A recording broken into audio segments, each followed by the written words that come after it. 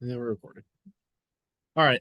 Thank you all for coming out today to our annual OVT sponsor meeting. Appreciate you taking the time to come by, whether in person or on Zoom.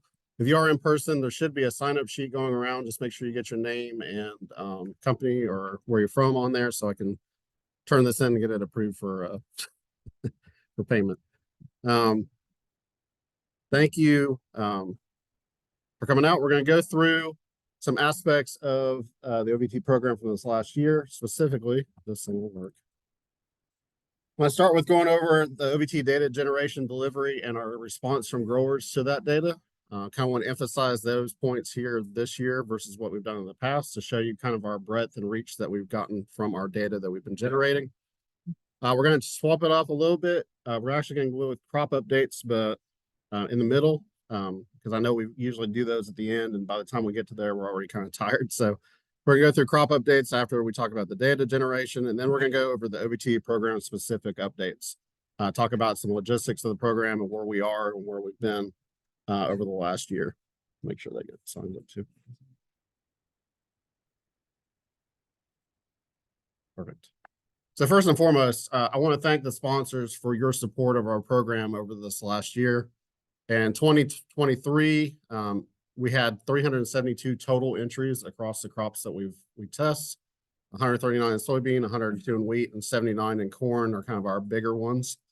And that represents 41 industry sponsors. So you as a sponsor, you're getting a lot of looks against other industry material that's out there. I think we're covering over 95% of available companies that are within the state, that are selling within the state. So I want to thank you for that support.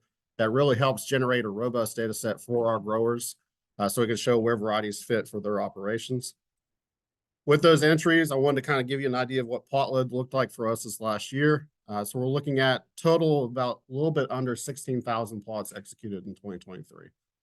The majority of those, of course, are between wheat and corn and soybeans. And you'll notice I've added here, we added some sites last year. Added one site for wheat, one for corn, and 3 for soybeans. The 1 for corn and the 3 for soybeans are at no extra cost to you as sponsors, because I wanted to generate some more data in some areas that we've been missing over the last couple of years. So all told, we ended up with a good amount of data that we generate. In fact, if you look at all the other OVT or state testing programs in the Southeast, we were far and away the biggest. For our soybean effort this last year, we were bigger than Virginia, Tennessee, and South Carolina combined. And part of that is we want to make sure we have good resolution on the data that we're generating for you as sponsors and back to growers, because I think that's valuable. It's valuable for you because you can see comparison looks that you wouldn't necessarily get from other state testing organizations. And it's valuable for our growers because they can get some good looks at how varieties would fit for their operations, both in environment and some management. So almost 16,000 plots worth of data generated on the OVT side.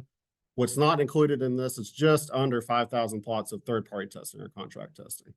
So overall, we executed on roughly 22 to 23,000 plots, small plots last year across all crops. A lot of plots. What did we do with that data? The data delivery actually didn't change from last year. There's 2 prongs to our data delivery process.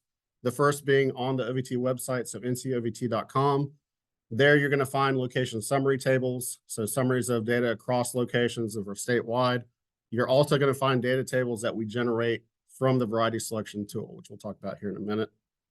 This is an example of a location summary table that we have on our OVT website. Statewide data on the left and each individual location represented on the right. Highlighted in green is anything this one is within the top standard deviation or top yield group of each location, so that grower can look across the chart and see kind of by groupings how the variety worked across different environments.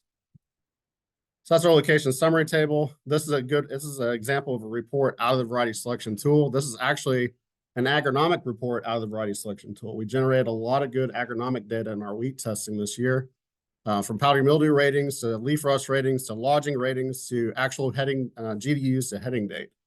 So we had a lot of good agronomic support information or characteristics information that we're able to add to the variety selection tool for wheat this last year. As such, I had to split those reports into 2 because the file was just way too big. So that's what that looked like. And then the report itself, this is soybeans actually out of the variety selection tool. looking at all the varieties in this instance for group 4s, statewide, yield levels on the left-hand side. And then what we're starting to do, and what we're having a conversation with growers about, is looking at percent trial mean. In this case, I'm listing out percent trial mean or performance by percent trial mean across different regions, because I want them to start thinking about percent trial mean as an indicator for yield and not just raw yield. And we'll talk about why here in a minute. I think it's easier to standardize that across years and across regions, and that way you have a clear apples to apples look at how your varieties perform. But we've started providing this as a service to our growers so they can quickly see, if they can't get into the tool, how a variety performed across different regions by percent trial mean. Make sense? So that's on the OVT website side. The second prong of our data delivery, of course, is on the variety selection tool, which we rolled out in 2020. This tool has all of our data. If you look at wheat from 2014 to the current year, for corn from 2018 to the current year, and then soybeans from 2018 to the current year. The value there being that if there are varieties that come out of the cycle as far as going into an OVT program, we can still compare back to results from those varieties even years down the road. We have some flexibility there looking at multiple year performance. We can search and variety performance by year. We can look at specific queries by soil type information, by region information, by disease ratings, by characteristics. There's a lot of flexibility to use in the variety selection tool to find the data that we're generating and to find the options that work specifically for a grower. Yes.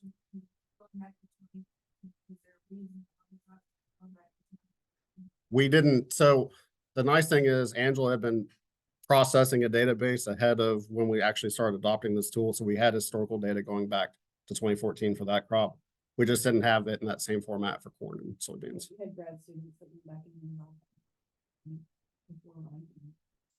And it was in a little bit of a chaotic format once we got past like 2015 and 2014. So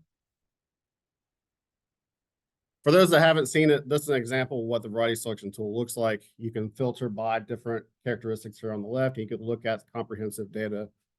This is specifically for 2023, but you can look at multiple year data as you see there on the right. This is actually supported by a group called Medius RE. They're out of Pennsylvania. They worked with our potato breeder here at NC State, and that's how we got integrated with them. Right now, this type of tool is being used by 15 universities across the country, 7 of which signed on after they saw us present on it at the National OVT Conference in 20 or 21. I think it was COVID. 20. So overall, we've got a good following of people that are also using this tool. The opportunity for us there is that there's already discussions being had to link these databases together across states, so that a grower within North Carolina could not only search North Carolina data, but potentially Virginia data and South Carolina data if they wanted to as well. We're still trying to figure that out because I call things differently than Virginia calls things and South Carolina calls things. So we're trying to organize those assessment values and make sure they're all consistent across states before we can actually get to that point. But we have that opportunity because we're all being hosted by the same developer. We've made some improvements to this tool this year. This is one example that we haven't really rolled out yet, but I wanted to show.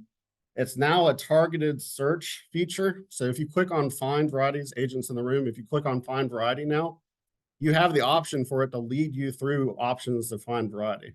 So you'd start here with maturity group, you'd click on MG4, it would take you to region, you click on the region you want, click to availability, and take available, non-available, although I don't know why it's searched for non-available varieties. Similar things are in place for corn and wheat. We're still iterating that process, which is why I haven't rolled it out formally yet. But the idea is a grower, when they want to do some searching, they can click on find and then be led through each level of that filter process and not being shown a filter feature and have to figure out how it works. So that's one thing that we've been working on this last year and something that I hope to roll out here soon. The other thing we're doing in conjunction with the variety selection tool is we're doing data webinars after each crop release. We did one for wheat in August, one for corn in November. And if you're interested, we're doing one for soybeans on January 22nd. So not this coming Monday, but the Monday after.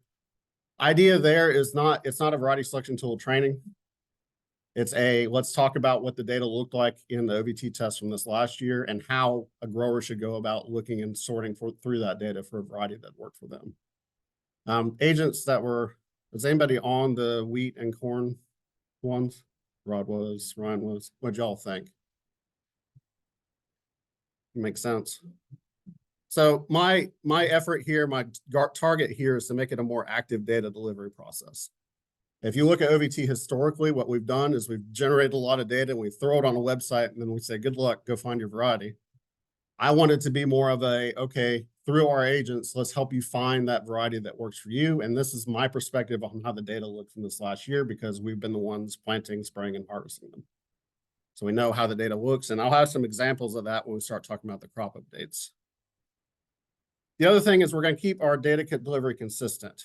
So location summary tables, which I've already talked about, variety selection tool reports, and then adding that percent trial mean to variety selection tool reports.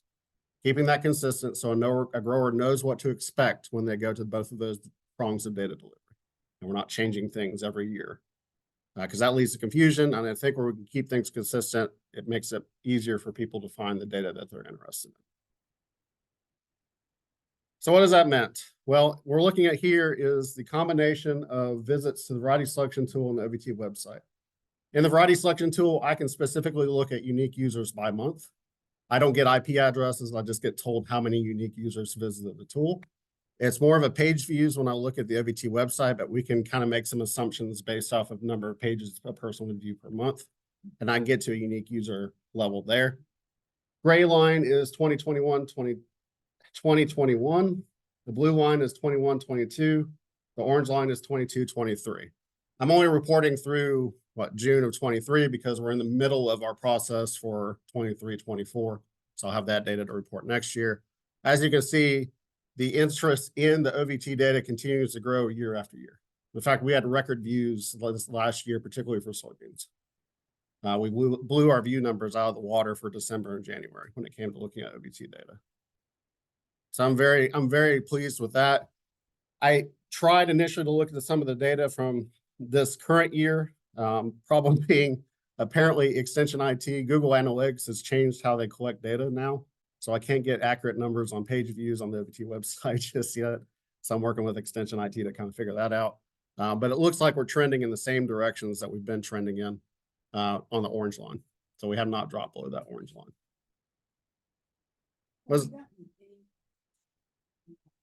I just like everything looks pretty close, like a few hundred difference in each year. But you got like 2,100 additional unique users on soybean data this year. So do you have any insight on where they came from? Why are they looking at it? No, only that it matches when people would be looking for soybean. Yeah. I mean, 2,000, that's a lot. I mean, I definitely think that the tool is being more promoted. I think agents are more comfortable using the tool. Yep. And subsequently, the clientele are going to feel more comfortable using the tool. It's now what, 2 or a couple of years you've been talking about it at planning meetings. So, I think what we're seeing is a momentum generated by the work of the agents in the field. Honestly, I really do. You know, we tried rolling this tool out and it was kind of some clunkiness. But once the agents started owning it and started working with it on y'all's side, I started seeing a lot of momentum and adoption of the tool or use of the tool. And I really think that's where a lot of this momentum comes from, honestly. I don't know that we're at a peak yet. I think we're getting close to what a peak level would be, but I think that's where we're seeing a lot of that pull through. The nice thing about soybeans is such a gigantic database as it is that it lends itself to somebody wanting to look at it, or a bunch of people want to look at it. There might be more traffic from other states or something that's happening, because I wouldn't expect our grower base, even with what's happening, to jump that much. Maybe. Well, I mean, we had it. So if you look at the transition from 2019 through 21, where we rolled the tool out, we actually fell off from views because of people not knowing how to use the tool. So I think we're getting back to what normal views were, maybe even above what that level used to be. If you look at them comprehensively, we're talking about 35,000 data views over the year total. If you break that down by month, and this is combined between the variety selection tool and the OVT website, you're talking about 874 unique users per month. Putting that in terms of a field day where we'd average, 80 to 100? You're talking about 8 or 9 field days worth of people visiting that tool, either the variety selection tool or the OVT website each and every month. That's a lot of eyeballs on that data every single month. And again, a lot of that is due to the work of our agents to get growers kind of introduced back to that variety selection tool.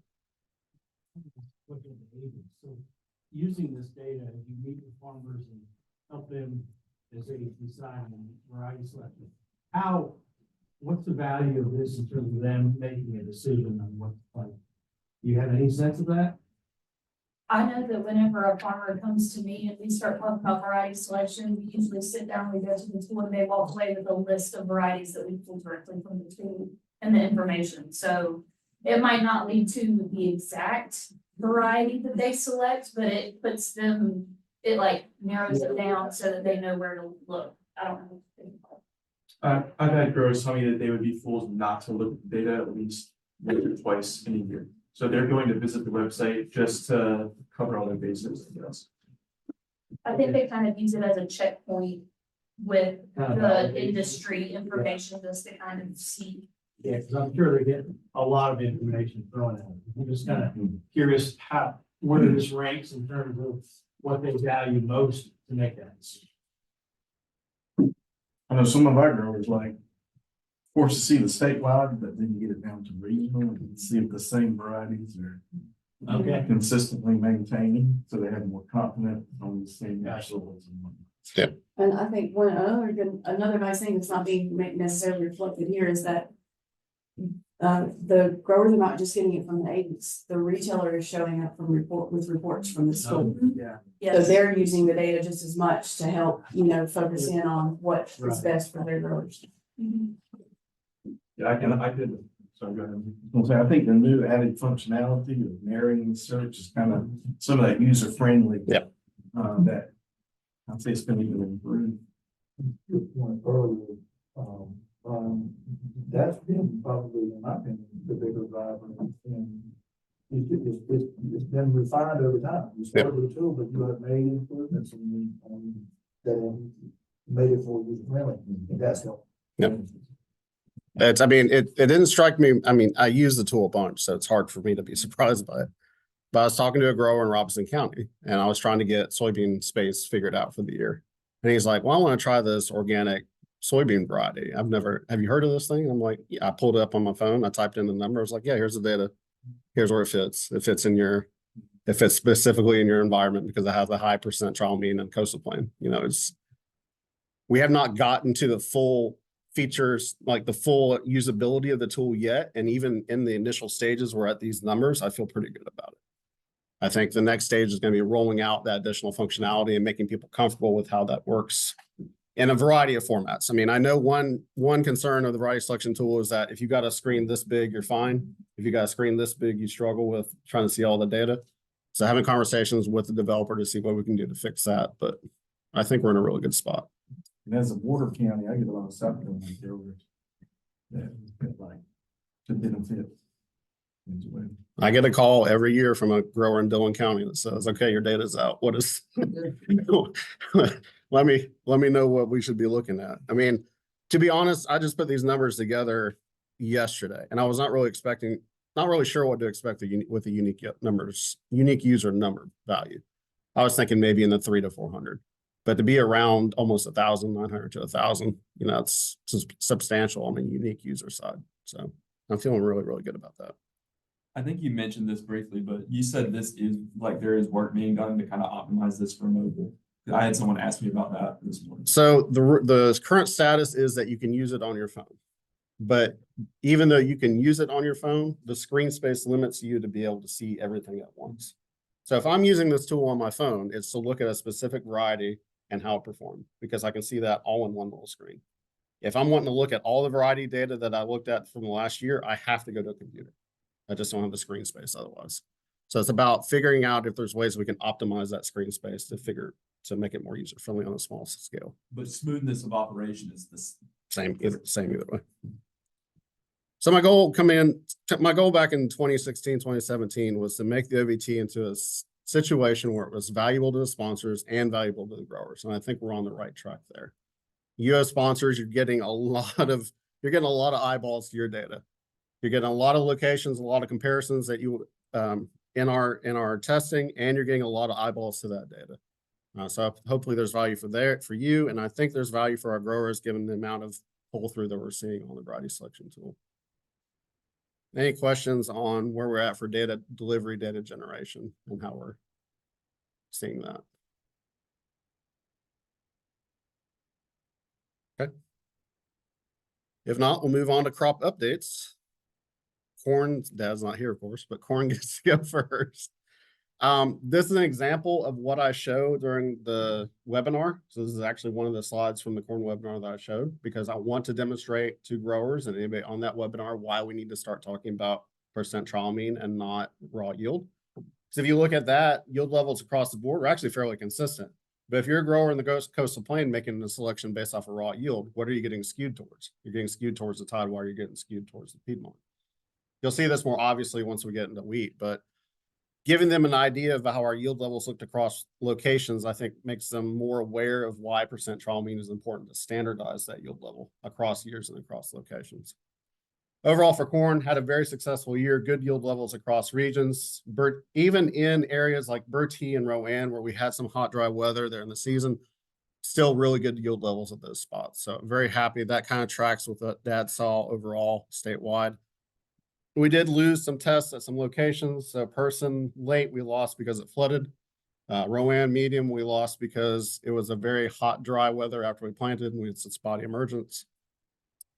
And believe it or not, even though it was hot and dry out east, we lost Surrey late because we had denitrification from too much water. I actually pulled the weather charts together for that location. I think we had like 28 inches of rainfall during the growing season. Yeah, so we completely denitrified that soil. Crop was about hip high to me when I went to cut it, so we did not include that data in the final data release. But overall, I felt pretty good about how our corn worked out last year. I talked about the good already, the difficult where we lost the 3 sites. We had some nuts edge pressure at Pasco Tank, which we were able to get through. Had some bill bug pressure at Beaufort, which may be a long-term concern for us using that site. That's something I've still got to try to talk to Hoyt and Harold and see exactly what they think about where we're headed with that pressure, but it's becoming a season-on-season thing, and Poncho is having no effect on it anymore. So I need to have that conversation. One thing we did different this last year is we merged the early entries into the medium test. So the number of entries in that 110-day and earlier have kind of dropped off for the last couple of years. I think we had 3 or 4 this last year. So it made sense just to merge them into the medium test. They still get reported as early entries. The relative maturity gets reported as it is. So people can still search for it in the variety selection tool. But it made it easier for us to process through the test this last year. I'll talk about, actually Jeremy will talk about it here in a little bit, but we were able to add in-season sprays for stink bug pressure due to the purchase of a spraying drone. So before, once we got it past our V5, V6, we could not spray our crop anymore. Now we have the option of being able to spray that on our own with some targeted applications. And this coming year, I'm not going to change. We're still going to have 10 locations like we had last year, and there won't be any kind of feed change or feed structure change to that. So we keep on what we did last year. Any questions on corn for those in the room? And on Zoom, if y'all have questions, just holler or shoot a chat message. Soybeans, I've got to step through because I forgot this is animated. 1 second. Soybeans, we increased by 3 locations this last year. We are now at 17 total locations across the state, which some may call crazy, and it's probably close to the crazy level, but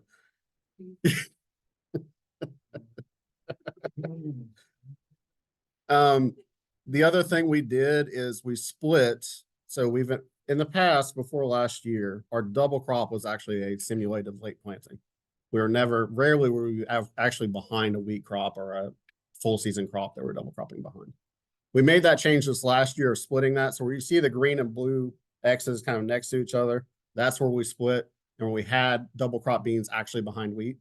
So we can get that full kind of, what does that characteristic look like actually planted behind a wheat crop and not just planted a month later into bare soil. It also helps the conversation with the grower where it's not like, hey, keep this 3 acres bare for the next month for me, and we'll be back at some point. We were successful there. I'll show you the yield levels here in a minute. So I feel pretty good about moving that forward. Actually, the Samson one, the X at Samson didn't change, but that's going to be a split one as well this coming year. So we're gonna be behind wheat. In fact, that grower specifically planted wheat so that we could be behind wheat with our soybean crop this coming year. The only one that will remain kind of a simulated double crop will be Rowan, because we just don't have the station. That's at a research station. We just don't have the wheat to go behind at that site. So, I mean, we do, but it's got alleys and everything else, and I don't want to approach that subject. So Ryan, did you have any like planning challenges with the double crop beans actually planting at the wheat stubble? The one location, so overall, I'd say we were 90% effective with that. The one location where we struggled with was Person. But that was only because it was super dry and there was a lot of wheat residue on top of that ground. And it's going to be a challenge, because when you talk about residue management with growers when it comes to wheat harvest, here's the spectrum of different ways that they manage that residue, from burning it all the way to just leaving it. So I don't know that there's an easy answer for that. The fact that we were able to execute on all but maybe one location last year tells me that we're probably okay. And we just have to bank on losing probably a location here or there, depending on crazy stuff. So the worst part about that is I feel bad because I just can't provide data back to that grower that helps them out. So this is our data overview. This is actually in preparation for that webinar coming up Monday after next, but I want to step through what our planting yield levels looked like from this last year. So full season double crop statewide, doesn't matter location. We had about an 8 bushel advantage full season versus double crop. If we step this through, this actually mimics a lot of the work that Rachel's group has done with their planting date by maturity group by seeding rate testing. Advantage on group 4s, and it drops down as you get to those group 7, group 8. So you had an advantage planted in May. For our full season, we are essentially May planted. We don't have anything that's planted in April. We can't get seeded early enough to get into an April planting time point. So this is all May planted timing. And then if we split that out by regions, you know, you had a little bit of a pull towards the Tidewater. That's mostly Elizabeth City, because I had 100 bushel yields at Elizabeth City, no matter whether I was full season or double crop. So this is a, grain of salt, because that's essentially one location. Piedmont, and then Coastal Plain, which makes sense based off of our growing environment this year. We're dry towards the later end of that season, but still kind of an advantage with this earlier maturity varieties this last year. If you look at double crop, again, similar to Rachel's work, it really doesn't matter what you plant once you get into that June planting. And the double crop for us is essentially a June to maybe first week of July planting date. Very similar yield levels across the board, probably more of an advantage 5 through 8 than at a 4 if you look at across different regions. And then if you split that out, again, Tidewater had an advantage because of that Elizabeth City site, but fairly consistent overall. In fact, the Piedmont, you just about bank on having 70 bushel yield, depending, no matter what you planted double crop this last year. So, and I got the different, well, I don't, because it doesn't show up. I have the different counties. Counties are mentioned at the bottom here, but you're not seeing them. Tidewater is Beaufort and Pasquotank. Coastal Plain is Bertie, Sampson, and Robinson. And then Piedmont is either Granville or Person, Rowan, Yak, and Union, and then Haywood if we're talking about group 4 full season. So Piedmont actually has 5 locations that could be added to that. So this is the information I'll share with our growers when we do our webinar, because I want to set the stage for why they're thinking about different maturity groups based off of the data that we have from our last year. So Ryan, Yes, sir. back up on that slide real quick. So on the Coastal Plain, you're seeing a little better, at least in, well, that was double crop full season. They're saying where you went to a maturity group 5 or 6. And Coastal Plain Okay. maturity group 6 had the best advantage for yield across the 3 sites that we tested out for double crop. Yes. Okay. Okay. And that's actually only 2 sites because Bertie was a full season. Okay. Thanks. Yes, sir. So what was good, difficult, and different for soybeans? Good, high yields at many locations despite that late dry weather. We had uniform dry down, and when I say dry down, for some of those locations, I mean freeze out, because we hit freeze and it killed what we had left, which is why you saw a drop off in some of those later maturity yields. Thankfully, no heavy green stem pressure this year. We actually were able to stay ahead of the stink bugs because we had the spray drone on tap. Again, we'll talk about that here in a minute. We're able to successfully split the full season double crop fields where we actually planted behind wheat. We executed union and full season and double crop successfully for the first time in probably 30 years. That's probably one of the biggest accomplishments I felt, because I know we've not served that clientele the best way possible the last couple of years. So we were successful at that. And honestly, the 17 locations just being executed, I think, is a testament to my group. They're awesome, because when I told them that we're going to do this, they're like, and they probably didn't understand what it meant. I'm like, yeah, 17, that's fine. And then at the end of the year, they got it.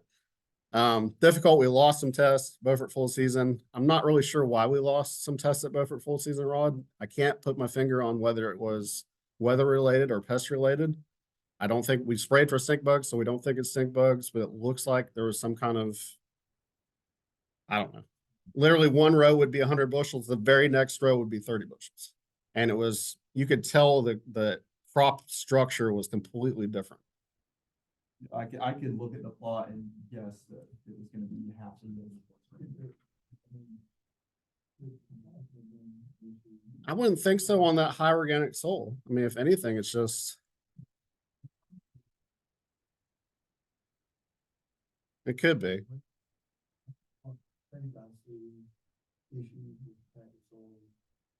But they weren't all vertical patterns. So if you looked at the heat map, there's a lot of circular patterns out there, and circular patterns to me says biotic stress of some level. Or it could be abiotic stress based off of drainage, but yeah. Same thing with I mean, with Tiffany. If you think of it, one road found the very next road, the whole half mile thing would be just tall. And I could believe a root rot in that situation, but I did not see any kind of any symptoms of that. Yeah. So I need to talk to Harold and Hoyt about options there. That was the cut 8 from the road. Like as you're first coming in the path, it's probably the 5th or 6th one. And it was right against the road pretty much. So we may need to see about rotating to the back. Something like that. Talk about person double crop. We had some really good frog eye infestation at Yakin. I was there, I saw it, and I didn't have my database with me or else I would have rated it, but I kind of kicked myself because we could have gotten some really good ratings on frog eye from Yakin. And then we still haven't gotten our alleys consistent with our drill that we use for planting double crop. So we've got to work on that. Were you thinking about? Yes.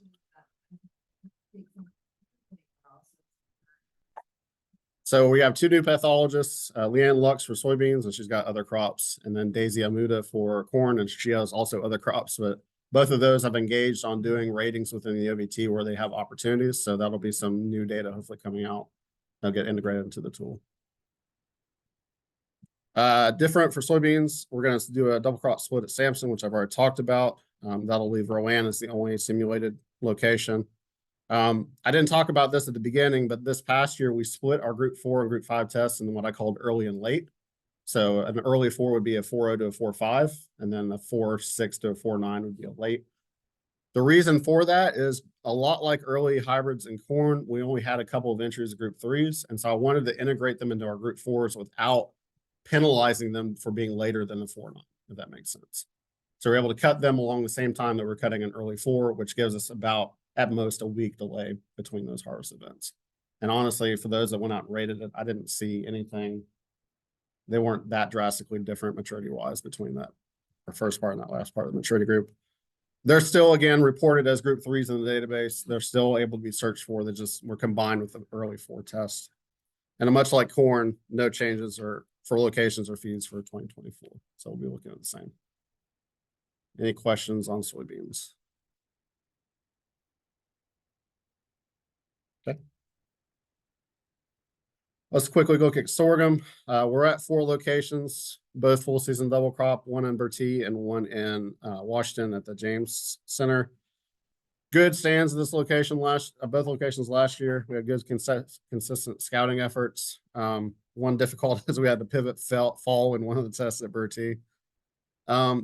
The difficult piece here, and I should have put this in difficult, not different, is that we're down to 10 entries this last year in sorghum, which is actually up from 8 entries the year before. But we're essentially only testing 1 company's worth of sorghum entries. Sorghum Partners pulled out a couple of years ago because the acreage just isn't where they want to be at to support it. And I don't know. I know groups in here are probably not the ones putting sorghum entries in. And Dynagrow, I think y'all were the only ones that put sorghum entries in last year. So I'm at kind of a crossroads with this test of whether we keep supporting it or, because I know there's sorghum still in the market. I know there's some interest in planting sorghum in certain areas, so I'd hate to just abandon that as a segment, at least have some information out there. But my hope is that we get some additional companies to put some entries in, just a couple here and there, to have some diversity of entries within that test. But anyway, we're going to keep this test this year. We'll keep moving forward as we have the last couple of years. It's been successful. We've generated good data. I just would like to see more entries in that test if we can get to that point. And last but not least, wheat. This was actually the example I used during our data webinar about why we use percent trial mean instead of raw yield.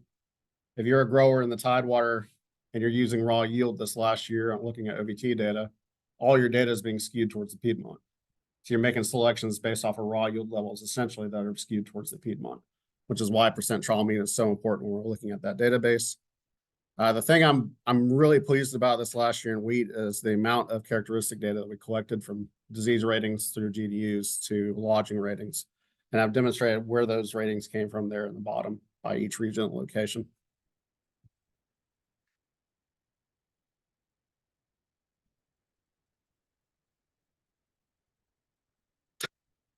All right. So looking at last year's wheat, we're talking about 22-23, so harvest year earlier this summer. Excellent yields at our Piedmont locations. Granville, Rowan, and Union really led the way as far as our yield levels went, which you saw on that last slide. Got some good quality data collected from our Rowan location, which is also following number of percent protein we included in the variety selection tool. We do that every year. So that's another characteristic that growers can look at. Disease ratings, lodging ratings, and then heading GDU values. So actual GDU values reported for the maturity of those varieties. So the next conversation we need to start having with growers is, what does a 2100 mean?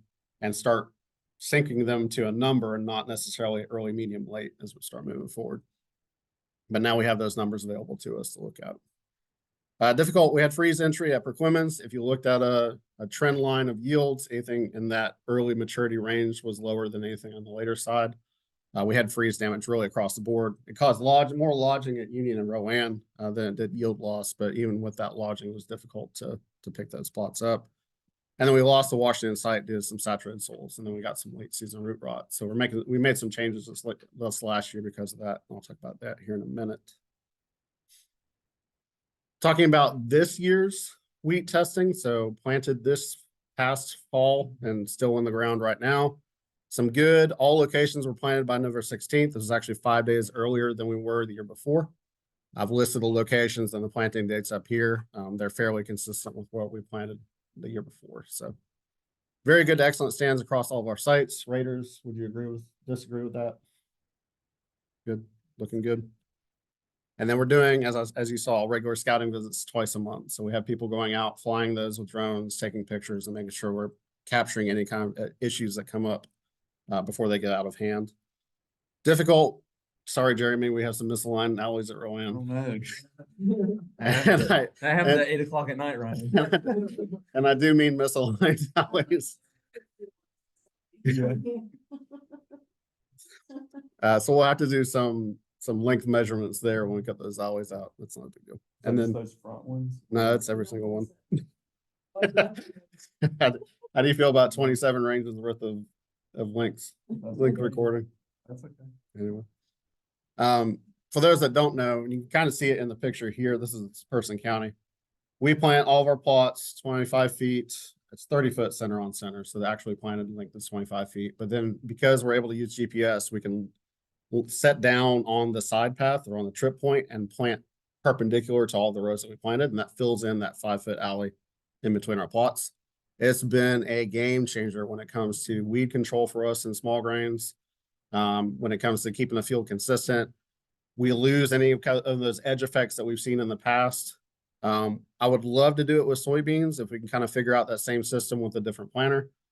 There's no way we're doing it in corn unless I go 10-foot alleys, which I'm not going to do anytime soon. But it's been really good. The challenge being that you have to be very accurate with where you set your planter down on the side. Are the alleys misaligned or is the cross plant misaligned? The cross plant. Okay. That's- Where you sit down on the first one is in the right spot, so then all of them. Yeah. Now that Jonathan's gone, he's on you for. It was me, and then it was Jonathan, now I don't remember how to do it. It's fun. All of our sites, as you all know, are currently very wet. So I'm curious to see what this means for us. I'm almost certain it's going to mean we're going to have to put out an early split of nitrogen, either later this month or early next month. How we do that, I'm not really sure because I got to have dry fields in order to get across them. So we may be using a drone technology if we get to that point, but They'll be frozen soon. hopefully they're frozen soon. Different I talked about, we moved our Washington site to Beaufort County at Circle Grove Seed. It's looking pretty good there from the last time I saw it, Rod. And what's exciting to me, thanks to the funding from the North Carolina small grain growers, is that we established a Hessian fly screen for the first time in years. And that's been successfully planted, rated by Dominic Reisick. So he's part of that project. He's doing the ratings. So we can have some ratings based off the entomologist. And we've got some really good Hessian fly infestation in that test this year. So we're going to have some excellent ratings that we report back to sponsors and to growers. Any questions on small grains? We're rolling. Yes.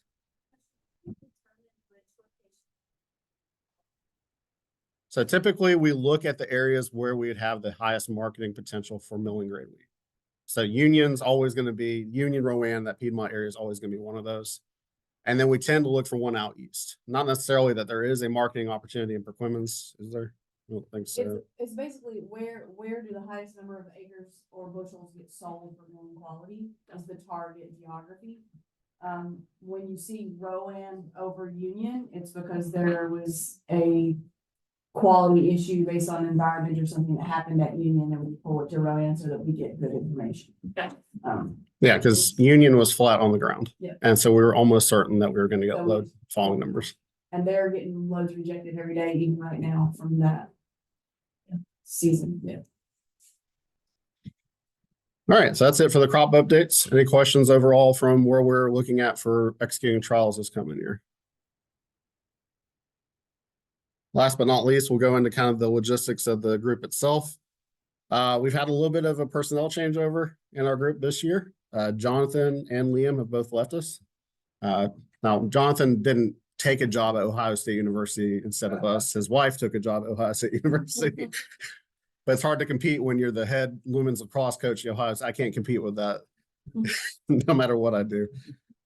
He left us in August. We hired Eliza this past December. So she's our new full-time. So we are back to 3 full-time members between Jeremy, Taylor, and who's in the back here hiding, and Eliza. In addition to that, we have 3 new graduate students. Taylor's doing part-time for master's.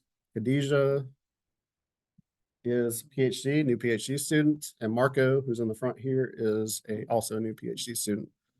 Taylor's looking at wheat quality, how we can affect that through use of PGRs or any kind of foliar applications of potassium. Khadijah's looking at both saturated soils, how wheat responds to saturated soils, and on some salinity projects moving forward. And then Marco is looking at nitrogen carryover based off of cropping systems going into wheat. Did I miss anything on those? Yeah, don't forget Taylor also doubles, my son doubles. Yeah, so if you think it's Angela out in the field, it's either Angela or Taylor. You're not really sure when you get there. So we're back to full staff. We'll probably look at adding a part-time, but as far as full-time staff, we're finally back up to full staff. I will say the being gone down 1 from August to December was not the easiest, particularly when you're trying to execute 17 soybean locations, but we were able to make it work. What I don't have pictured here, Carol Kinder, our statistician in the, I always get this department wrong, applied ecology department. And we got 2 undergrads, Nathan Spencer and Kate Pham. And just so you all are aware, the way we organize this is each one of the full-time staff, though they work for both programs, they have responsibility for a specific crop. So no one is like worried about, everybody goes into every crop, but there's one person coordinating the efforts for what's happening in bean versus what's happening in corn. So Taylor is our wheat coordinator. Jeremy is our corn coordinator. And Eliza, whether she knows it or not, is our swimming coordinator. She's been playing for Yeah. season. The nice thing there is it gives them opportunities for professional development. They're not being asked to do that crop all by themselves, but it gives me an opportunity to have somebody else thinking about it instead of just me trying to keep 3 plates turning at once. So good, excellent staff that helps out. Equipment wise, there's not a whole lot to talk about here. I mentioned this last year. We're kind of a replacement cycle. What are y'all laughing at? I'm sorry. It was another long day. I think we have 30 pictures of you that look like. It's the exactly like Yeah, or left side, right side, clean hat, dirty hat. So as you see in the picture on the left, we, after a year and a half, finally have our high clearance tractor for spraying and the new sprayer that goes with it. That's really the outside of the drone, which I'll talk about here in a minute. That's the only new piece of equipment we purchased. We're in kind of a replacement repair cycle. Picture on the right, one of our trailers has been redecked. This trailer was bought in 2018 and the deck boards were already gone by this year, which is a challenge with where we're having our equipment being stored right now. Well, currently, yes, but it has a spot on our pole barn that's going to go to. But it's, we're in a replacement cycle, we're in a repair cycle right now. So No, if it means we get a new building, yes, that is where we keep. But that's our hope, is that PTO will help address some of these kind of winter weather delay degradation situations. So equipment wise, we're in a good spot with the OVT. We have some repairs that need to happen with our planter. We have some repairs that need to happen with our combines, but that's simple, typical wear and tear that we see every year. We mentioned before that we have our people do identify a crop that they're interested in. We also give them an option to pick a project that they want to kind of lead. And Jeremy, when we came to him with this, immediately chose drones. And this has been 3 years ago now. Has it been that long? whenever we were doing Is it a pimp? that's when you graded the family. That's when we bought it the first. So time. 5 years ago, when we started this, Jeremy chose drones. And I wanted to turn it over to Jeremy to talk about where we're at with our drone work that we're doing within the program. Right, so with drones being a big thing coming into various industries, including agriculture, we want to stay on top with like how we're implementing it, how we're using it to improve our data delivery, our record keeping, anything like that. So at this point, we have a drone per full-time person. So we don't have one drone making its laps around the state 24/7. So that's really helping us with our record keeping, viewing things from above. It's just really nice for having things for presentations. We've used it in the past to track certain rot that led us to make decisions whether we keep data or whether we think it's too variable to include and skew for that location.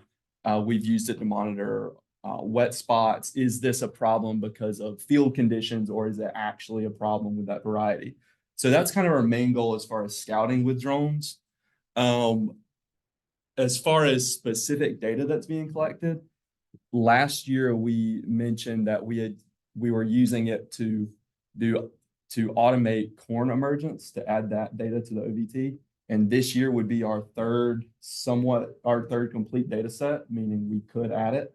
I have the raw data, but a 1-year-old has kept me my free time, so that's there. And once that's together, it will be added. Additionally, this year we did some work trying to test how accurate taking our plot height measurements would be with the drones, because obviously, well, maybe not so obviously, I have to watch that.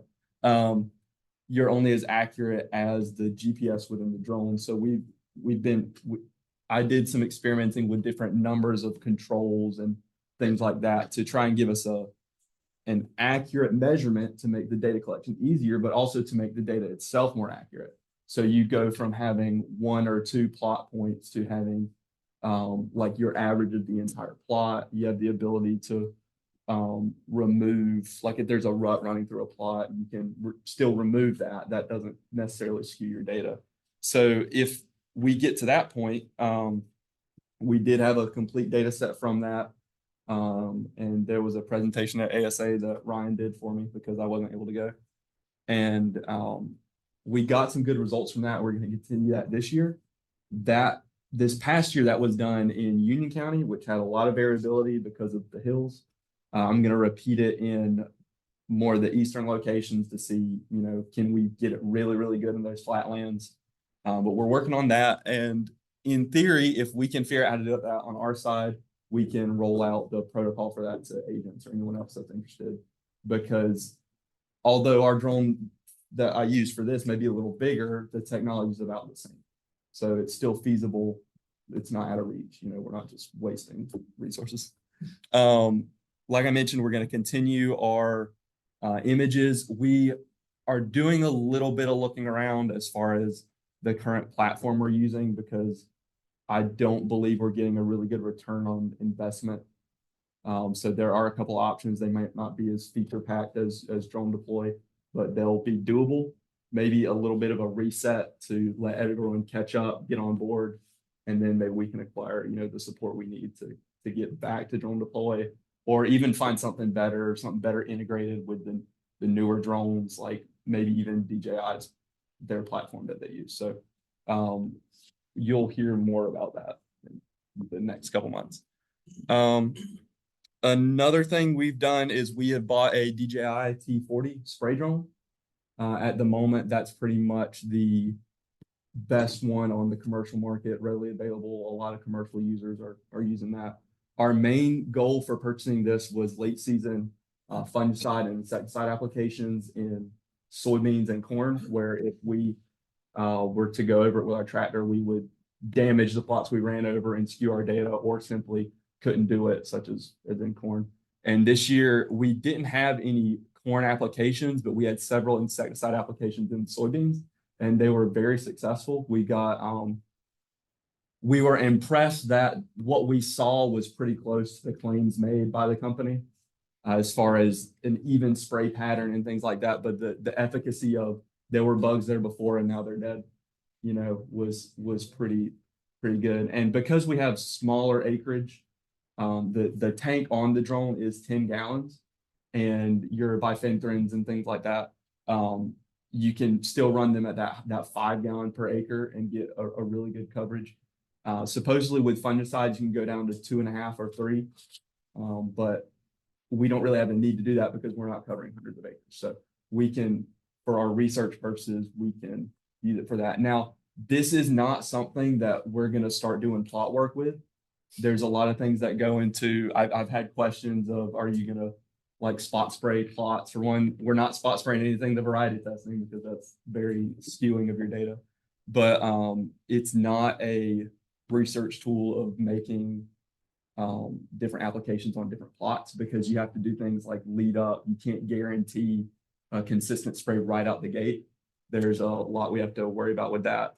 And I've been working and speaking with people within our state, like Jason Ward and Seth Nagy, that have some more experience with the spray drones. They're kind of helping me with that. We're going to do some patterning, maybe some strip trial type work to compare, you know, efficacy of a ground-based sprayer versus the drone. And then I've also spoke with Dr. Steve Lee from Auburn and Dr. I can't remember his first name, but Dr. Ozcan from The Ohio State University. They've got a lot of good information out there, and they've been very willing to help us. Steve Lee specifically had some drone-based research he was doing in corn, and he said once he had the protocol for that, he was interested in reaching out to us so that we could duplicate that, probably more towards eastern North Carolina, and then another group in Virginia. So there's a lot of opportunity for that, just as a tool to get our products out that we need to when we can't, but also to expand our research community and interactions there. Lastly, we do have a spreader tank with it for spreading solids in addition to the liquid sprayer. So there is opportunity for solid urea applications, as he mentioned, if we're not able to get our spray equipment in the fields, and we need to do that. Did I miss anything? Yep, no, it's perfect. Any questions? So this is battery powered? Yeah, so it's battery operated. Most people ask this, I'll go over it. The batteries can last 10 to 30 minutes, but when this drone is full, its weight is 180 pounds. So it weighs 80 pounds with no liquid, no batteries in it, full of water. It's about 180. And at that point, the battery only lasts about 10 minutes. But the rates that we're spraying, it runs out of liquid before it runs out of battery. And we have 2 batteries and a charger, and the charger will charge the battery from dead to full in about 9 minutes. So once we get set up, our turnover, it's as fast as we can fill the tank. Yeah, so basically 2 fill-ups in the tank will cover the 10. For our test, that's what For about 3 to 4 acres, yeah, Right. 2 Phillips.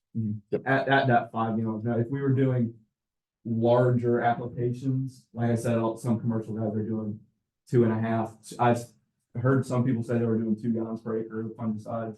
We're not really looking at that ultra low volume of 0.5, per acre, things like that. Especially because the droplet size, the range is about 50 to 300 micrometers. And when you're flying 10 feet off the ground, blowing stuff everywhere, it's a major concern. There are some tools we're going to pull into this that I learned of recently. There's an app called Field Watch, I think, where people can voluntarily add, hey, I'm here and I have a sensitive crop. And we can just pull that, or honeybees was a big concern with that. So we're going to look to implementing that before we choose to do our applications as well. Right. So when I first went down this drone path, my idea was, what can we do with drones within the OVT? Whether it's pretty pictures of plots, which we are able to do, or scouting of sites, which we are currently able to do. Moving on to the spray drone, my goal was only to spray our soybeans or our corn late season that we just couldn't go on top of. And I think we're getting close to that. I will caution everybody that drone spraying is still in its infancy. And there's not only things that need to be figured out on an efficacy side, but things that need to be figured out on a legal and federal side. And so Jeremy's going through all the different trainings that he has to go through, working with Jason Ward to make sure that we're up to speed on all of that. So Jeremy's really taking it and just run with it. Right now, anytime I get a drone question, I say, here's Jeremy's phone number. Please ask him. He's supported agents who are also getting drone technology out in their counties to help support that process. So it just goes to speak to the breadth of what the OVT can do with the resources that we have at hand. So I'll tag into that something real quick. NC State has actually, although I don't believe it's broadly advertised, they have training videos and things that they've created to help people actually get their 107 licenses. There are some third-party sources you can pay for, but NC State is working on producing all that in-house. And if you need information or you know anyone that is interested in that, send them to me and I'll send them to you. So that's our drones. I do want to plug the grain quality analysis lab that we went in with small grain growers to establish 5 years ago. Has that always also been 5 years? More than 5. So Not quite. it's a lab on campus where farmers can send their samples through their agents in for free to get tested for falling number, percent protein, DON.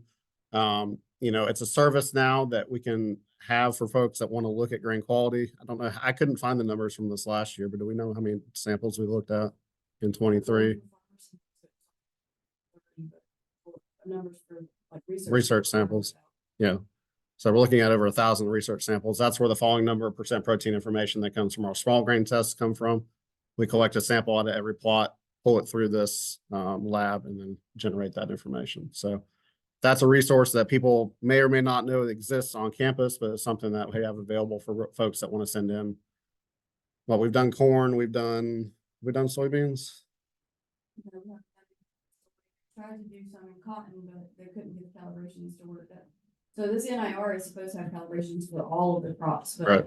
and we can see them in the background, but the company who built the Curtin is who we originally bought these machines from. And they have been purchased by Thermo Scientific, but they were purchased without their support personnel apparently. So it's been fun trying to figure out the calibration piece and getting the new calibrations in. So. Yep. So that's a lab that we've supported in conjunction with the other. Of course, falling numbers are now reported on the variety selection tool. Is that Vomica? Yes. How are you testing? Don, there's a strip, It's a virtue strip. virtue strip reader. It has a sensitivity down to 0.5. So anything under 0.5, even if we receive a number under 0.5, we can't report anything less than 0.5. So if it's less than 0.5, we report it as 0 unless it's very close, and then we'll report it up to 0.1. So we talked about what OVT does on a data perspective. We talked about the contract testing that we do. I also want to highlight the fact that we support multiple projects across NC State, NCDA, USDA. I'm almost certain I'm below on the number of numbers I'm actually listing here for harvest, planting, and data support. Because what I do is I try to remember after I've gone through a full year of doing this. But 64 trials over the last 5 years in planting, 83 in harvest, 81 in data support. Some highlights from this past year. That should say 2023 highlights. See how crazy I am. Last year, we supported the Southeast Region Agent Corn Hybrid testing. So 19 counties in the Southeast. MAC was a part of that, helping getting that organized and data collected. Data analyzed. We harvested corn and soybean litter application tests with Steph Kaliza at 2 locations. Harvested the soybean guava root knot nematode test with Adrian Gorney down in Whiteville. And then sunflower agronomic testing, 3 tests at 2 locations. And multiple timings support of Dr. David Suchoff's program. So the nice positive thing about having the infrastructure that we have as an OVT program is we're able to support multiple programs. And that was really my idea coming on board when I first started in 2016. Yes, we want to be successful as an OVT and make sure that we're serving both our sponsors and our growers with the data that we're generating. But because we're at such a scale, there's opportunities for us to leverage that scale to help support other programs. Right now, we're doing testing in corn for Matt Krakowski, and we've up to 2,000 plots this last year. We're expanding the footprint that he has on the breeding side within corn. So really giving them opportunities that may not have existed otherwise without additional funding to really leverage that opportunity for them. And finally, I do want to mention the National OVT Conference. It's called SCC 33. There's a whole story about why it's called SCC 33. It's really the National OVT Conference. I'm a part of this conference. I've been a part of this conference for the last 7 years, 8 years. I've been a chair of this, co-chair 1 year and the chair the other year of this conference. It's where all the national OVT programs get together and discuss what we're doing. Usually that's around 18 to 20 programs annually. We talk about trends in variety testing, potential collaborations across different programs. I'm bringing this up because we are desperate for sponsors to be a part of this process. And I think it will benefit you as a sponsor to be a part of this process because you can help guide what we're doing on the OVT or the state variety testing side to make it more user-friendly, both for the sponsor and for the grower at the end point.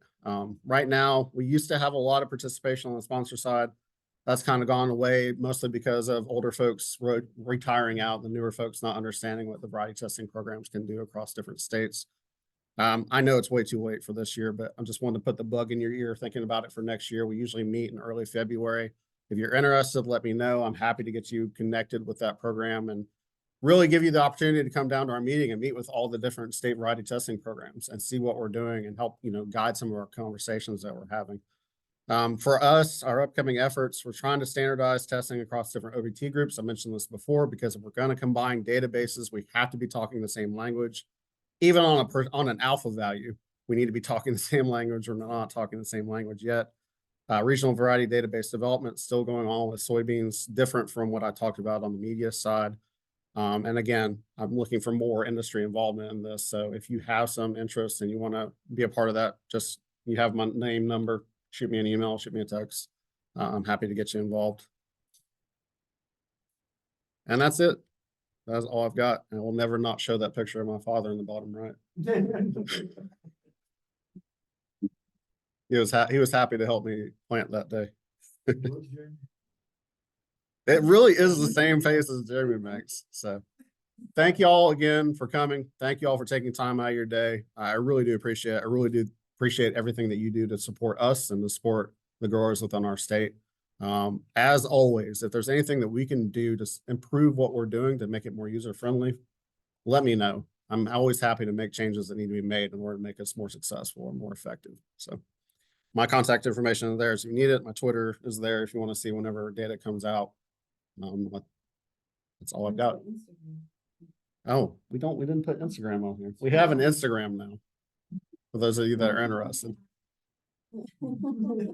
All the pictures you've seen so far are just a scatter shot of it. Follow us at NCSU_OVT. See? She knows what she's doing. Any questions? Anything from Zoom land? Nope. All right. Thank y'all. Hope you have a good rest of the day. Thanks, Ryan.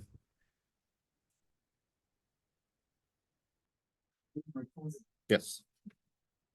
What I was thinking about is OVT committee, instead of having to have a meeting again, we could just send out that link. Yeah. And if people have questions, They can we could always we could follow back.